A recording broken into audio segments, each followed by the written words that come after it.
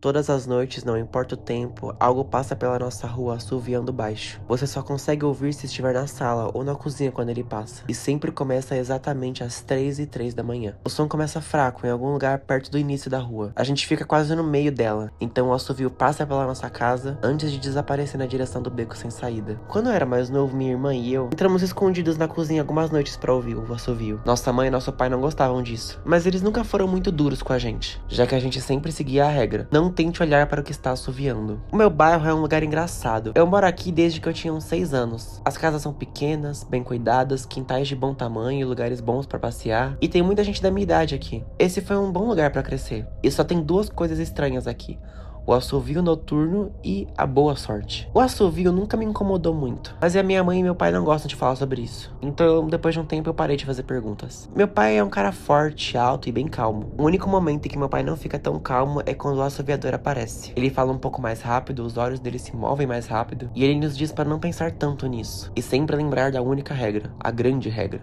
não tente olhar pra fora quando o assoviador passar. Não que a gente pudesse olhar, mesmo se quiséssemos. Tem persianas na parte interna de cada janela, pedaços grossos de lona pesada que descem de cima e se prendem à parte interior do batente da janela. Cada trinco tem até uma pequena fechadura. Meu pai tranca essas persianas todas as noites antes de irmos dormir, e ele guarda a chave no quarto dele. Já minha mãe, eu não sei realmente o que ela pensa sobre isso, sobre o assobio. Eu já encontrei lá na sala antes, por volta das 3h03, quando o som começa. Ela não fica lá com frequência. Bom, pelo menos eu não a vi muito por lá. Ah, e lembra que eu disse que esse lugar tem duas coisas estranhas? Bom, tirando o nosso assoviador noturno, todo mundo na minha vizinhança tem muita sorte. É meio difícil explicar, e meu pai também não gosta que a gente fale muito sobre isso. Mas coisas boas acontecem com os que moram aqui. Geralmente são coisas pequenas, como ganhar um concurso de rádio, receber uma promoção inesperada no trabalho, esse tipo de coisa, sabe? 1 milhão de pequenas bênçãos, é como a minha mãe chamava. Mas o principal motivo de morarmos aqui, o motivo pelo qual nos mudamos pra cá, é a minha irmã Nola. Ela nasceu muito doente, com algum problema nos pulmões. A gente não pôde nem trazer ela pra casa quando ela nasceu. Mudamos para essa região pra ficar mais perto do hospital. Mas assim que nos mudamos pra cá, a Nola começou a melhorar. A melhora da Nola era apenas mais uma das milhões de bênçãos que recebemos por morar nesse bairro. Então foi por isso que ficamos aqui, mesmo depois de descobrir que pra cada pequeno milagre que acontece aqui todos os dias, de vez em quando algumas coisas ruins acontecem, mas elas só acontecem se você procurar o assoviador.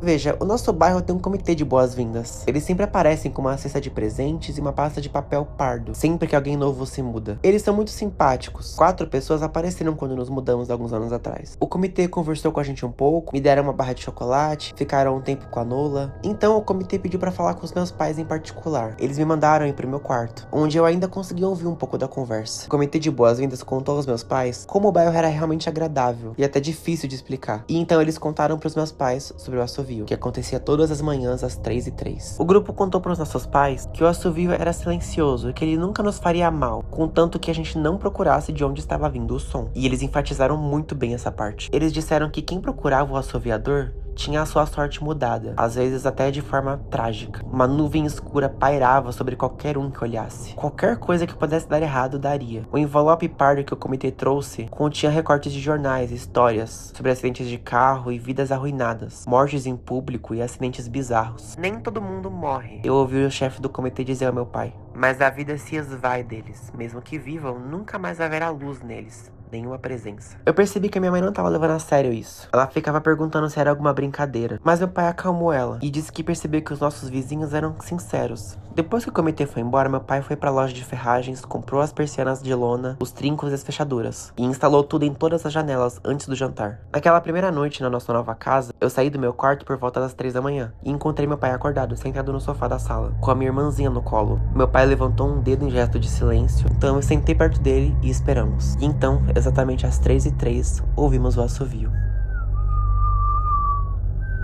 Veio e foi. Exatamente como nossos vizinhos disseram. E mesmo ele voltando todas as noites, nós nunca olhamos. E aproveitamos as nossas milhares de pequenas bênçãos todos os dias. Meu pai até se juntou ao comitê de boas-vindas. Nós não recebemos novos vizinhos com frequência. Até porque quem iria querer ir embora? Porém, quando uma nova família chega, meu pai e o comitê vão lá dar as boas-vindas. Não faz muito tempo, uma família se mudou para a casa do lado da nossa. Os novos vizinhos pareciam se adaptar bem. Eles acreditaram no comitê e seguiram o conselho do meu pai sobre as persianas com trancas. Certa noite, quando nossos vizinhos vizinhos tiveram que deixar a cidade, eles mandaram o filho deles, Holden, pra ficar com a gente. Ele tinha 12 anos. Eu não o conhecia bem antes daquela noite, mas assim que os pais dele deixaram ele na nossa casa, eu tive um pressentimento ruim. Você sabe quem está lá fora assoviando todas as noites? Holden perguntou depois que os adultos saíram da sala. Nós três estávamos sentados na sala, assistindo algum filme da Disney na TV. Não falamos sobre isso, eu disse. Eu acho que é aquele esquisito que mora na casa grande, amarela na esquina. Senhor Toes? Perguntou a minha irmã. De jeito nenhum, ele é muito simpático. Holden deu de ombros. Bom, então deve ser um assassino psicopata. Não falamos sobre isso,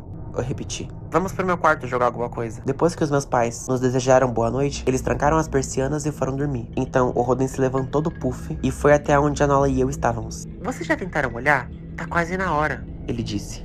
Eu suspirei. Nós não... Eu não consigo nem tentar olhar porque meu pai sempre tranca as persianas todas as noites e esconde a chave. Nosso pai também, disse a Nola. Não, ele não faz isso. Você viu ele fazendo isso. Holden então sorriu. Seu pai tranca as persianas sim, mas ele não esconde a chave. Ele aguarda no chaveiro de sempre. E daí? Eu perguntei, já preocupado por saber o que ele diria em seguida. Então, depois que o seu pai trancou a casa, mas antes de seus pais irem pro quarto, eu fui ao banheiro e no caminho eu posso ter espiado o quarto deles. Posso ter visto a chave no chaveiro do seu pai e talvez eu tenha ido pegar e emprestar a chave das persianas. Nola e eu nos entreolhamos e olhamos de volta pro Holden, e o sorriso dele só aumentava. Você tá mentindo, eu disse. Você pode conferir se quiser. É só abrir a porta do quarto dos seus pais e olhar. Fiquem aqui e não mexam um músculo, eu disse pros dois. Eu corri pro quarto dos meus pais, mas eu hesitei na porta. Eu respirei fundo e entrei no quarto. Só que depois que eu dei uns cerca de 2 passos na escuridão, o assovio começou. Eu consegui ouvir ele claramente do quarto dos meus pais. Provavelmente eles conseguiam ouvir o som todas as noites, mas nunca contaram pra gente. Eu fiquei ali, ouvindo o assovio se aproximar. Alguns sons vindo da sala me trouxeram de volta à realidade. O assovio agora vinha do lado de fora da nossa casa. Eu acho que eu fiz algum som, gritei, eu não me lembro. O tempo parecia congelado, mas eu me vi em movimento. Eu não sou muito rápido, nunca fui atlético, mas de alguma forma eu consegui cobrir o espaço entre mim e a Nola. Meus olhos estavam fixos nela, mas eu ouvi o Holden puxar a persiana até o fim, e então eu ouvi o barulho da persiana abrindo. O assovio parou. Eu senti a Nola tremendo nos meus braços. Ela acenou com a cabeça no meu ombro. Não olha, ok? Não se vira, eu disse pra ela. Então eu estendi o braço pra tentar tocar no Holden, e a minha mão tocou no braço dele. Ele tava tremendo mais que a Nola. Holden? Eu perguntei. Silêncio. Eu estendi a mão por cima dele e tentei encontrar a janela, com os olhos ainda fechados. O vidro estava frio na ponta dos meus dedos, mais frio do que deveria estar. Eu subi a mão pela janela, procurando a persiana. Eu ouvi um leve zumbido ecoando na ponta dos meus dedos, e eu tentei não pensar no que poderia estar do outro lado da janela. Finalmente eu encontrei o cordão e fechei a persiana. Eu abri os olhos e olhei pro Holden. Ele estava pálido, tremendo, ainda olhando pra janela, agora fechada. Holden, eu perguntei de novo. Então ele se virou pra mim e gritou. Tudo se transformou em um turbilhão de movimentos. Luzes se acenderam no corredor, depois na sala de estar. Os passos dos meus pais ecoaram pelo corredor. Eu não me virei pra encarar eles. Meus olhos estavam presos no Holden. Ele estava pálido e mordeu o lábio com tanta força que uma linha fina de sangue escorreu pelo seu queixo. O que aconteceu? Meu pai perguntou atrás de mim. Então me virei e disse. Ele olhou. Eu nunca tinha visto meu pai assustado antes, mas eu vi, naquela noite. Só o Holden? Ele me perguntou sem emitir som. Eu balancei a cabeça afirmando que sim. Então ele soltou um leve suspiro. E ele parecia tão aliviado que quase esperei que ele comemorasse. Então, alguém bateu na porta. Todos nós congelamos e o Holden chorou mais ainda. Não atenda, disse a minha mãe. Ela estava parada na entrada do corredor. A batida veio novamente, um pouco mais alta dessa vez. Por favor, não abra a porta, o Holden disse. Meu pai foi até ele e o abraçou forte. Não vamos. Nada vai entrar aqui essa noite. Dessa vez a batida foi mais forte, o suficiente para fazer a porta tremer. O Holden gritou de novo. Chame a polícia, minha mãe disse pro meu pai. As batidas pararam imediatamente. Você acha... Ele foi interrompido por batidas frenéticas. Polícia, disse algo do outro lado da porta. A voz de fora soava exatamente como a da minha mãe, como um papagaio repetindo as palavras para ela. Polícia, ligue. A polícia, polícia, polícia, polícia, polícia. Por favor, para. Minha mãe sussurrou. Acho que ligar para eles não vai adiantar de nada, disse meu pai. Como vamos saber que são eles atrás da porta? As batidas voltaram com mais força do que antes. Depois de um tempo, as batidas voltaram, mas vinham da porta dos fundos agora. Todos nós nos viramos em direção à porta, mas as batidas voltaram imediatamente para a porta da frente. Da frente, para trás, de trás, para frente. Altas, depois baixas e altas novamente. E de repente, o som vinha das duas portas ao mesmo tempo. Então algo começou a bater em todas as janelas, depois nas paredes. Para! O Holden gritou. Então, as batidas pararam. Eu não vou contar, eu prometo que não vou contar pra ninguém o que vi. Só vai embora, por favor.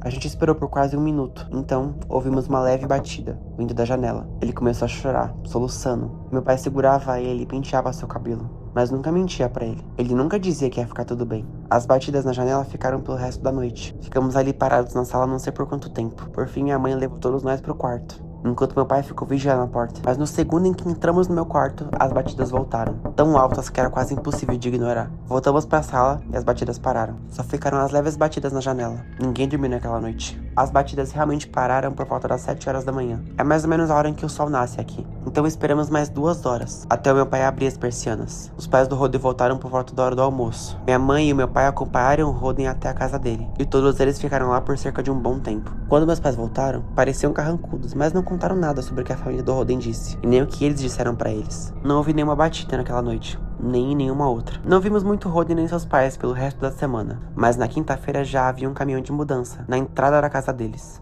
O que mais me marcou foi o cansaço visível do Roden e dos seus pais. Os três tinham a mesma palidez, a boca fechada e olhos sem vida, e mesmo do outro lado da rua, eu percebi que alguma coisa estava muito errada. O Roden e sua família já tinham ido embora antes do pôr do sol, então eu me lembrei do que o comitê de boas-vindas disse a meus pais, quando a gente se mudou. Nem todo mundo que olha para o assoviador morre, mas mesmo aqueles que sobrevivem têm a luz apagada. E o resto de suas vidas é cheio de infortúnios. 1 milhão de pequenas tragédias. Eu acho que os pais do Roden devem ter olhado, seja para confortá-lo caso não acreditassem, ou para compartilhar o mesmo fardo com ele. Às vezes eu observo a Nola, feliz, jovem e viva, e me pergunto o que aconteceria se eu tivesse sido mais lento, se ela tivesse olhado para aquela janela. Será que eu também teria olhado?